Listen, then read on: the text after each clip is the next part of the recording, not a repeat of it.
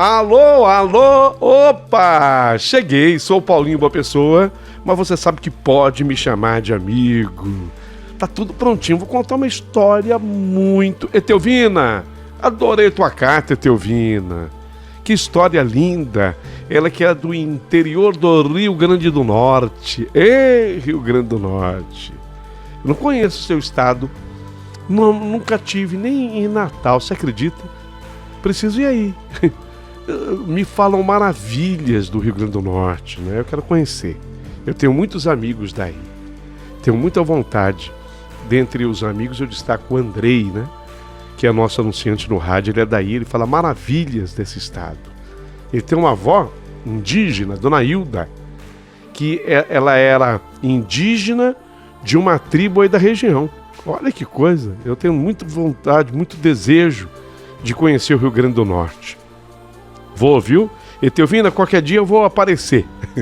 Mas hoje eu vou contar a tua história, tá tudo pronto. Antes, porém, quero mandar um beijo pra Adriana, que se tornou membro do nosso canal. Adriana, você tá fazendo a nossa família crescer hoje, Adriana. Ô, meu amor, obrigado, viu?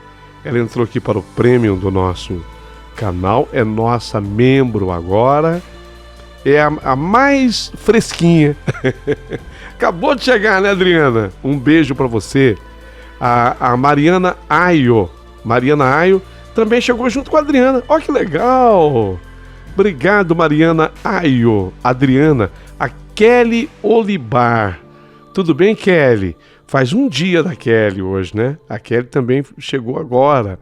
Ô, Paulinho, você tem feito uma campanha pela sua família. Tenho, quero chegar a 100 membros. Quando nós chegarmos a 100 membros, eu quero promover um encontro nosso, sabe? Vou tentar um lugar assim que seja comum. Tomara que dê para todo mundo vir, né? Quero promover um encontro. Nós estamos agora, eu acho que passou um pouquinho de 40 membros agora. Eu tenho a impressão que sim.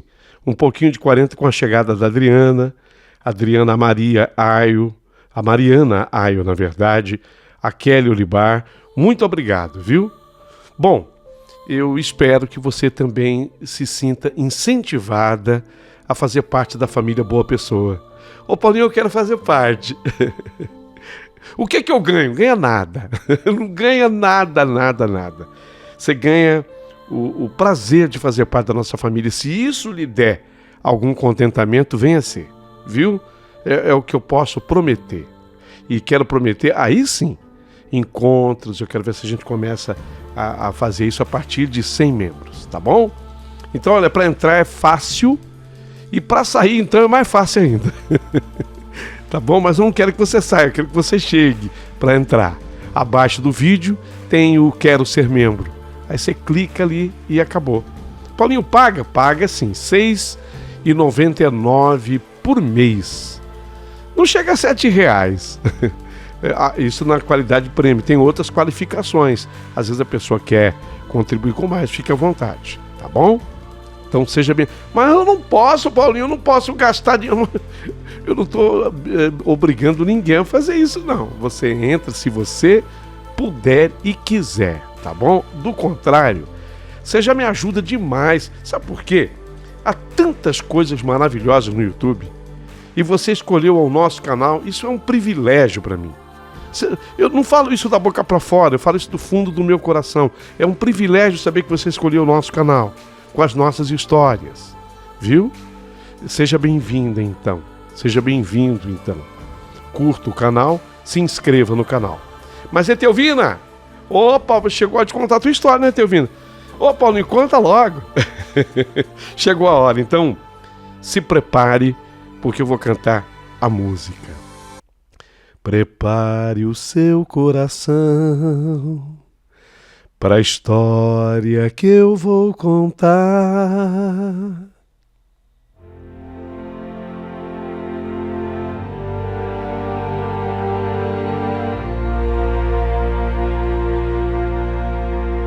Meu querido amigo Paulinho Boa Pessoa, meu nome é Etelvina Moraes. Sou oriunda do lindo estado do Rio Grande do Norte. O lugar é maravilhoso. Eu já não vivo mais exatamente onde eu nasci, mas o lugar onde eu nasci é espetacular.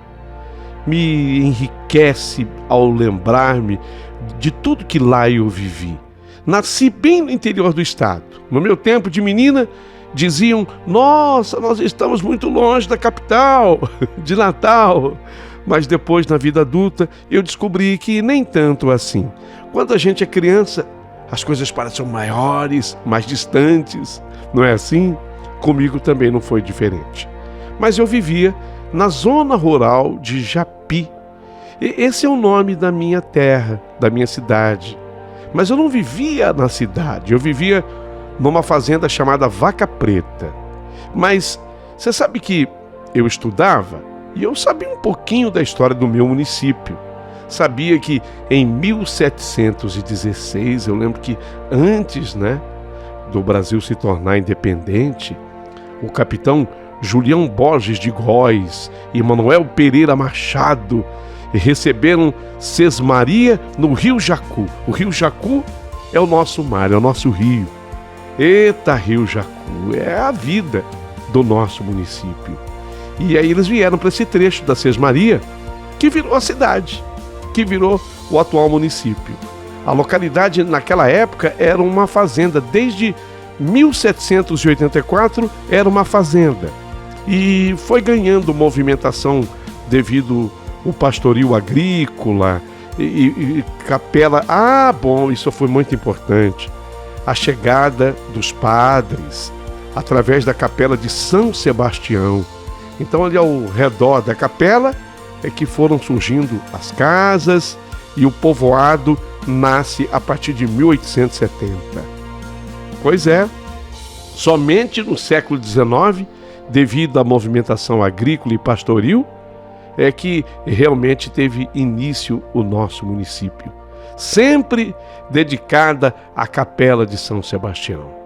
Japi vem, na verdade, dos Tupis Chechel. Eram uns índios aqui da região.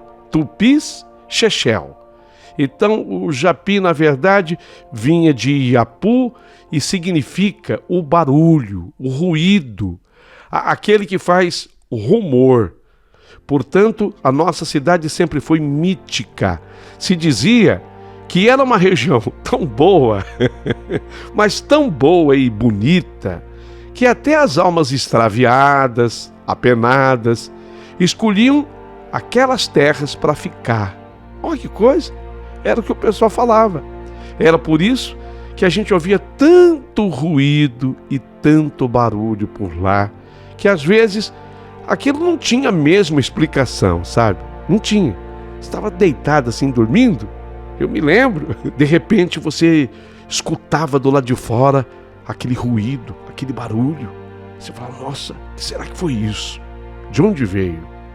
Mas não é bem essa história que eu quero contar hoje. A história que eu quero contar é uma história da qual eu participei aos meus 13 anos de idade. Aliás, não apenas eu, mas com muito mais gente como testemunha. E tudo aconteceu com o meu destemido primo Valdir. Ele, na época dos fatos, 12 anos. Ele é um ano mais novo que eu. Eu tinha 13, o Valdir tinha 12. Então, se preparem, porque lá vem história.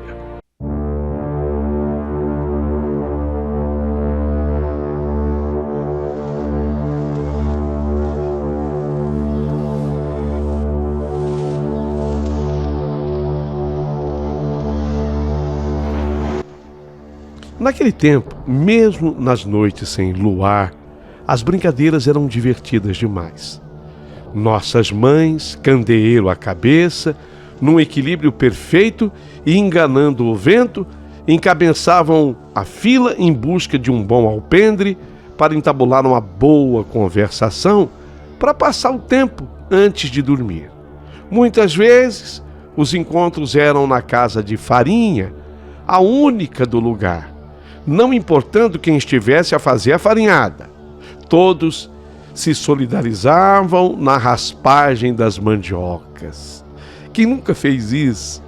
Ô Paulinho, aqui um parênteses. Quem nunca fez isso não sabe a delícia que é.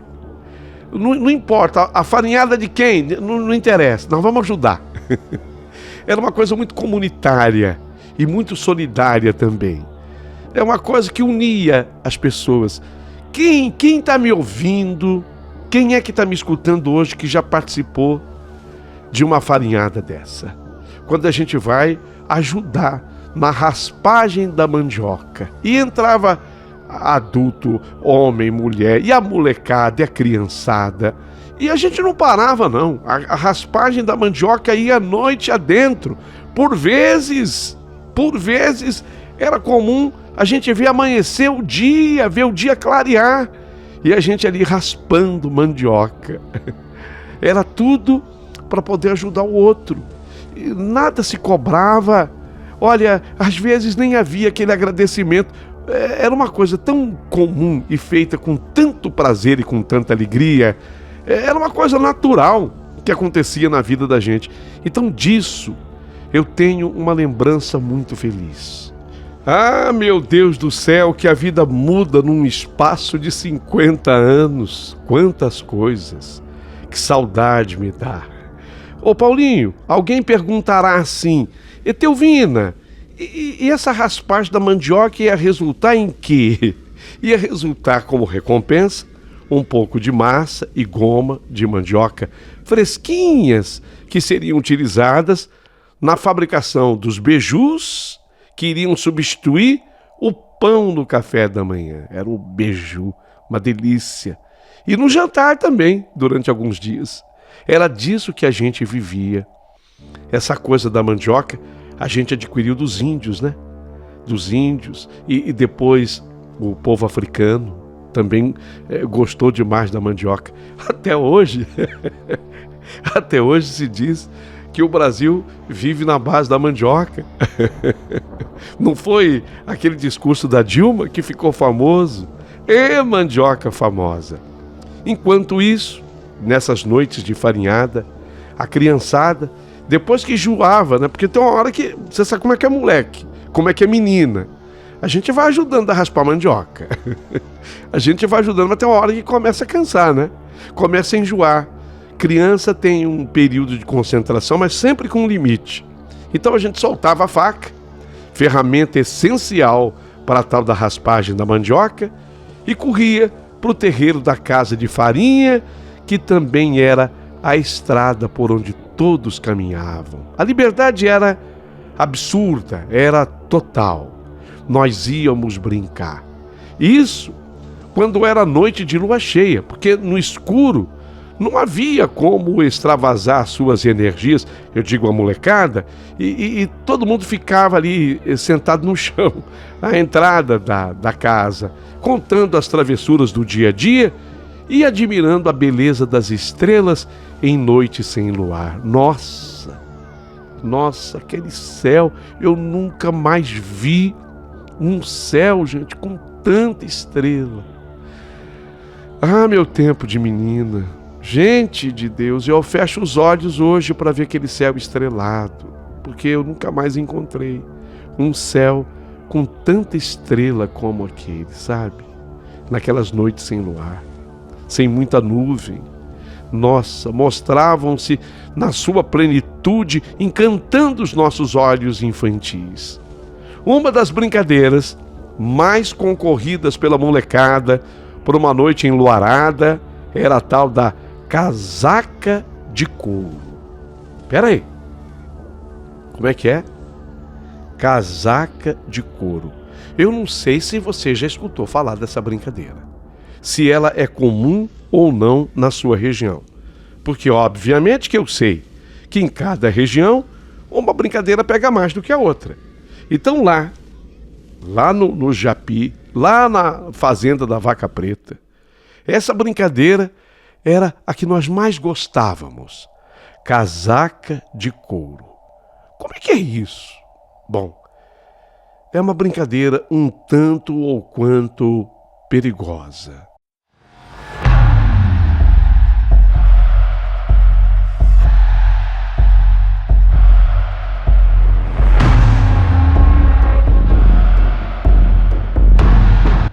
E eu vou explicar por quê. Dizia-se que nas casas abandonadas, as chamadas taperas, existia uma personagem mítica, que era o casaca de couro. Quem era o casaca de couro? De acordo com as crendices, casaca de couro seria alguém que teria morrido, um vaqueiro talvez, e a sua alma ficara penando e fazendo morada nas casas abandonadas, ou naquele resto, naquela ruína de casa, naquela tapera. E assim, formava-se um grupo que elegia um de seus componentes, talvez aquele mais corajoso, para ser o primeiro da brincadeira. Então, normalmente era um menino. O menino era coisa do machismo, né? Nós estávamos aquele monte de menina, aquele monte de menino. Quem vai ser o primeiro? Quem vai ser o primeiro a desafiar o casaca de couro? Quem vai ser? O mais corajoso, ele se apresentava para ser o primeiro. Então, o corajoso ele ia até a tapera, a casa abandonada, enquanto que o resto da turma ficava a certa distância e gritava, sabe? O corajoso gritava: eu vim aqui por uma aposta, casaca de couro, pule nas minhas costas. E aí, aquele que gritava isso disparava de volta para o grupo, numa carreira desembalada e todo arrepiado, e de acordo com o que se dizia, ele vinha escutando as pisadas fortes da casaca de couro que o perseguia. Eu escutei: nossa, esse era grande. Esse casaca de couro, ele era grande. Ele correu atrás de mim até aqui. Vocês escutaram as pisadas? E a turma, assim, admirada, olhava para o menino e dizia: escutamos. Tinha gente que era mais honesta. Não, eu não escutei nada. Mas olha, a pisada dele era forte. Esse era grande. Essa era a brincadeira. Uma brincadeira que se repetia naquelas noites, porque nós não tínhamos nada do que se tem hoje, sabe? Eu tô falando, gente, de mais de 50 anos passados. Não tinha nada. Não tinha televisão, não tinha rádio. Mas não tinha celular. Mas que celular? Que internet? Não tinha nada disso. Tinha o casaca de couro. Ah, mas era tão bom. O calor da noite era palpável naquela noite de lua cheia. É dessa noite que eu quero falar. Quando o Valdir, o meu primo, eu tinha 13, ele 12, o Valdir, ele era um dos mais destemidos do grupo de garotos, de crianças. Ele sempre se voluntariava para ser o primeiro a desafiar o casaca de couro. E o Valdir contava. Ele era aquele que, quando ele desafiava o casaca de couro, ele chegava dizendo: meu Deus do céu, esse era grande, a pisada dele foi forte, eu escutei passos dele bem pertinho assim de mim, senti o vento dele, olha como é que tá o meu braço. E ele falava arrupiado, né? Na época, arrupiado. Olha meu braço, como é que tá todo arrupiado. O casaca de couro dessa vez era grande. Os outros, apreensivos e excitados ao mesmo tempo, aguardavam sempre a volta dele, né, do Valdir, para poder ouvir as histórias assustadoras. Especialmente o meu primo Valdir tinha as melhores histórias. E aí a gente aproveitava para rir daquela reação exagerada que costumava seguir o desafio. Mas naquela noite algo extraordinário e diferente aconteceu.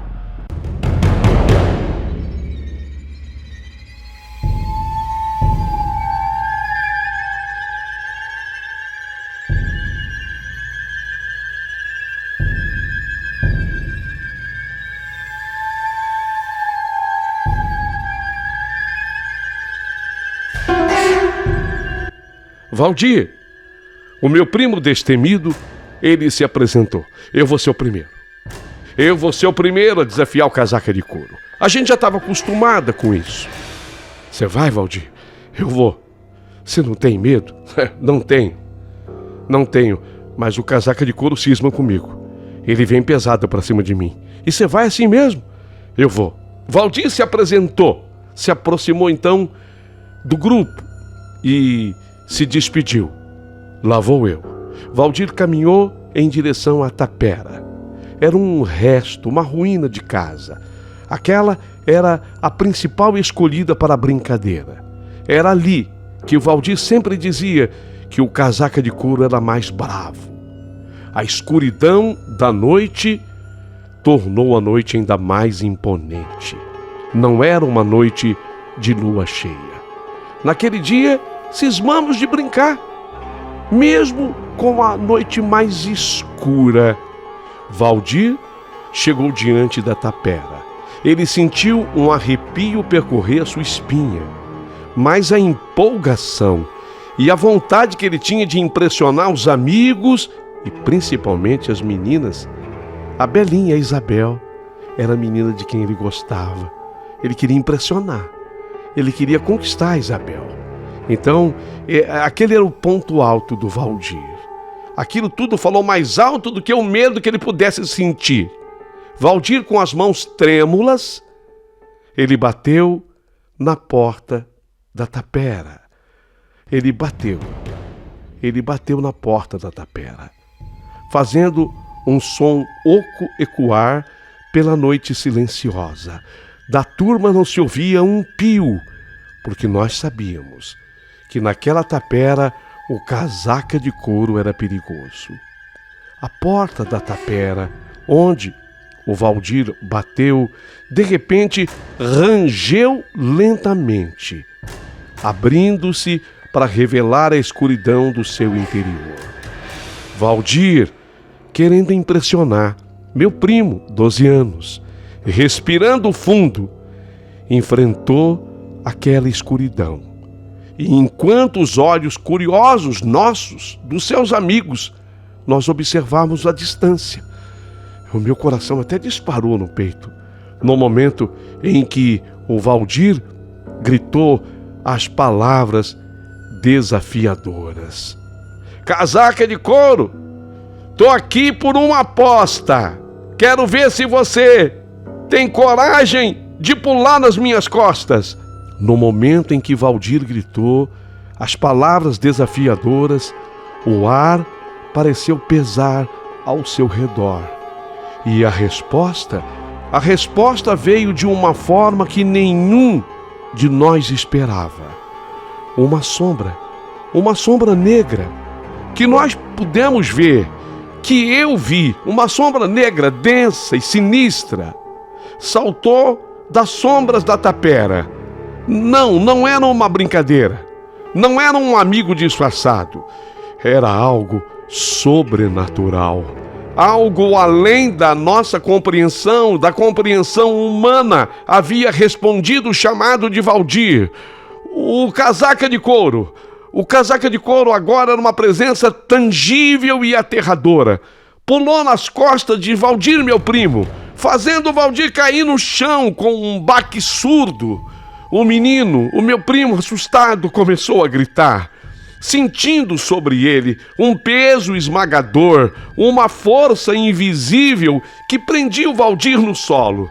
Nós, seus amigos, ficamos em choque. Nós assistimos a cena, mas sem poder intervir. Ninguém tinha coragem de se aproximar. A tapera, que antes parecia ser apenas uma casa abandonada, agora emanava de lá uma aura de escuridão, uma aura de mistério e de pavor. Valdir, ainda gritando, ele tentava se debater, mas algo o prendia, algo o segurava com uma força descomunal, com uma força sobrenatural. A brincadeira, que antes era apenas uma forma de entretenimento, transformou-se num pesadelo. O casaca de couro revelou sua natureza sombria, e as palavras, que antes eram apenas um desafio infantil, agora havia despertado algo terrível. Terrível. Enquanto o Valdir lutava com o peso sobrenatural que o prendia ao chão, ele não conseguia sair do chão. O meu primo não conseguia sair do chão. O grupo de amigos atordoados viu a tapera se encher de uma luz sinistra. Nós vimos, eu estava junto, eu vi. Sombras dançavam nas paredes e o som de um riso estranho ecoava pelo ar.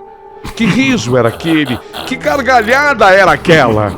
O desfecho sobrenatural daquela noite era imprevisível e o medo se misturava com a curiosidade, transformando uma inocente brincadeira num encontro com algo além da compreensão humana. Ah, meu Deus do céu, alguém tem que chamar a mãe, o pai, porque nós não conseguíamos mais trazer o Valdir de volta. Então, nós fomos chamar as mães, os pais, eles tentaram, mas ninguém conseguia arrastar o Valdir, gente. Ninguém conseguia trazer o Valdir. O Valdir estava pesando toneladas. Ele pesava muito. Foi quando alguém teve a ideia. O padre Ditinho. O padre Ditinho. Ele ficava a 2 léguas dali, mas foram a cavalo, porque nós não tínhamos nenhum tipo de condução. Foram a cavalo buscar o padre Ditinho. O padre tinha carro, nós não tínhamos. Então eles montaram a cavalo e o padre, ele era um sacerdote realmente servidor da comunidade. O padre Ditinho, ele servia realmente a comunidade, ele vestia a camisa do povo. E ele veio em cima do rastro, ele veio com o carro dele. Até porque o padre Ditinho, além de tudo, ele era um profundo conhecedor do sobrenatural. Ele trouxe consigo a água benta e trouxe também a Santa Bíblia. E aí o padre Ditinho, com as suas orações, ele começou o seu trabalho. A chegada do padre Ditinho à tapera trouxe um ar, sabe, de esperança. Lógico, também de apreensão. Ficamos todos temerosos do que iria acontecer com o Valdir, coitado. Ele já devia ter desmaiado várias vezes e recobrado a consciência. O sacerdote, com a sua expressão séria e o olhar perspicaz, ele percebeu, quando ele chegou, o padre Ditinho, ele percebeu. Ele tinha um 6º sentido, ele era um padre especial. Ele percebeu imediatamente a natureza sombria que pairava sobre o local. Valdir continuava no chão, sendo pressionado por uma força invisível e descomunal, enquanto a luz sinistra emanava da tapera. Então o padre Ditinho, experiente nas questões sobrenaturais, ele começou a proferir palavras sagradas da Santa Bíblia, enquanto as crianças e nossas mães, nós observávamos à distância, em silêncio, e eu, como prima do Valdir, rezando e pedindo muito pelo meu amado primo. Ele aspergiu a água benta pelo ar, formando uma espécie de barreira luminosa. Quando o padre Ditinho jogava aquela água benta, uma luz, sabe, ia contra aquela água, formou uma barreira luminosa, como se fosse assim, uma fonte luminosa entre ele e a tapera. O ambiente pareceu vibrar com a energia espiritual daquele momento, daquela hora. A tapera, agora impregnada com a presença maligna, reagiu à ação do padre Ditinho. Sombras pareciam se contorcer por um instante. O ar ficou pesado, carregado com um odor, um cheiro indescritível. Enxofre. Isso é cheiro de enxofre? Valdir, aos poucos ele sentiu o peso sobre o seu corpo diminuir. E o padre Ditinho, munido de sua fé e conhecimento, continuou seu ritual de exorcismo, enfrentando o que para todos era o casaca de couro. A tapera estremeceu como se a própria estrutura da casa tentasse se livrar daquela presença maligna. Parecia que as paredes queriam se livrar dele. O chão tremeu finalmente. Valdir, ele se levantou, ele deu a mão para o padre Ditinho. Ele se levantou, agora livre daquela força sobrenatural que o prendia. Meu Deus, Meu Deus, respiramos aliviados. As mães, as crianças e até mesmo o próprio padre Ditinho, ele suava em bicas.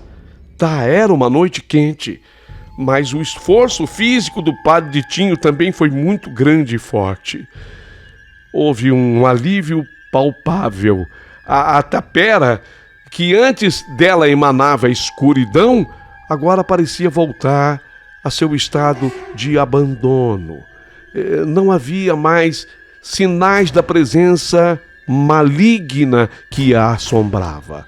A experiência deixou marcas profundas nas memórias de todos os envolvidos. Valdir, meu primo, 12 anos, embora livre do peso sobrenatural, ele carregaria consigo, coitado, a cicatriz, na verdade no plural, as cicatrizes daquela noite que por toda a vida o perseguiria.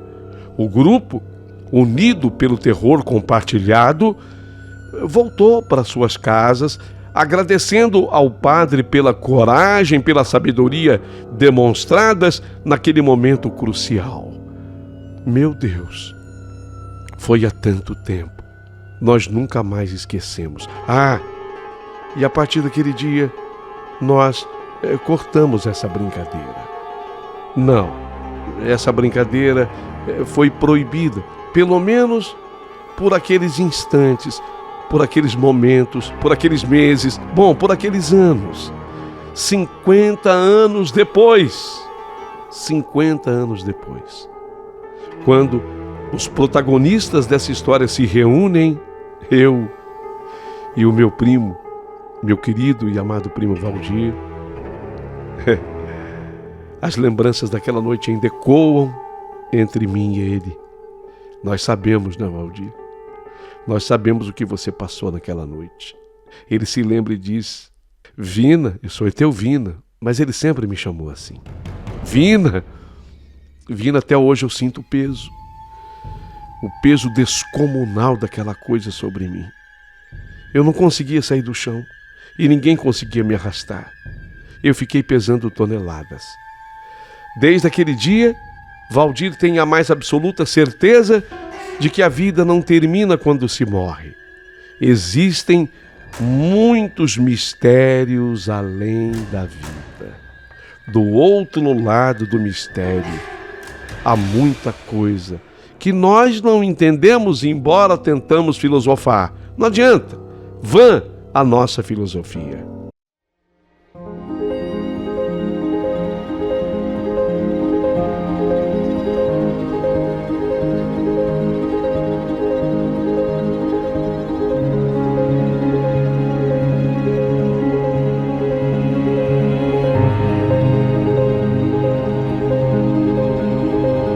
Ele continua meu primo, continua meu amigo e o melhor. Vocês acreditam que o Valdir casou com a Isabel? Aquela menina que ele queria impressionar naquela noite? Não. Eu não fiquei com o Eduardo. Não deu certo. Era o meu namoradinho da época. Como o pessoal fala hoje, meu paquera. Meu ficante, para ser, bem atual. Meu ficante. Não, eu não fiquei. Com o Eduardo não deu certo. Depois, sim, eu me mudei para Natal. Vi que Natal não era tão distante de Japi. Vivo hoje na capital, Natal. Me casei com o Renato. Ele é piloto de avião, de helicóptero. Trabalha para famílias importantes daqui. Temos uma vida, graças a Deus, muito boa, com os nossos 3 filhos. Eu acabei conhecendo o Renato aqui mesmo em Natal, mas o meu primo Valdir não. Ele casou-se com a Isabel. Então o Valdir, ao final de tudo, ele diz assim para mim: Vina, valeu a pena. Eu passei tanto medo, eu desmaiei não sei quantas vezes naquela noite, mas valeu a pena. Impressionei tanto a Belinha, que nós passamos a namorar e foi com essa mulher maravilhosa que eu me casei. devo essa ao casaca de couro. Eu falo, pelo amor de Deus, Valdir, não toque nesse assunto. Mas hoje eu resolvi, sabe, Paulinho, contar essa história.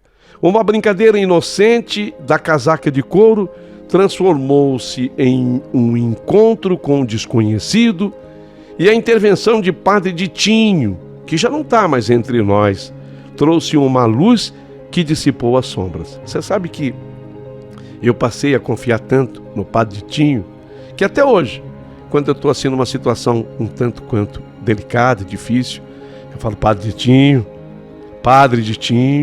esteja perto aqui de mim. Aquela noite permanece como um capítulo indelével na história da pequena comunidade da fazenda Vaca Preta, lá pertinho do Rio Jacu, às margens do Rio Jacu. Uma história que é passada de geração em geração como um lembrete de que mesmo nas noites sem luar, mais coisas existem entre o céu e a terra do que nós possamos compreender. Né, primo Valdir? Ele olha para mim e diz assim, Vina, foi difícil, foi uma noite delicada e terrível, mas valeu, porque se eu não tivesse feito aquilo tudo e enfrentado o casaca de couro, fala a verdade, Belinha, você teria me escolhido? A Belinha, para brincar e provocar, ela diz, não, eu teria ficado com o Toninho, o rapazinho de olhos verdes. É assim, com risos, que eu termino a minha história. Mas tudo eu garanto para o seu público ouvinte, é real, é verdadeiro. Tudo o que eu coloquei aqui. Obviamente que tem muita gente que explica de um outro jeito. Teve gente lá mesmo que disse que não, que naquela noite o Valdir ele levou algum susto, foi algum bicho, ele desmaiou, e por isso ele ficou caído no chão tanto tempo, até a chegada do padre. Mas que explicação mais tola! Se ninguém conseguia arrastar o Valdir com aquele peso todo que ele estava. Não, é que as pessoas estavam apavoradas e com medo. Foi isso. Tem gente que acha sempre um jeito de não acreditar. Mas tudo o que eu coloquei desse jeito foi que aconteceu. Vou ficar aguardando os comentários de vocês.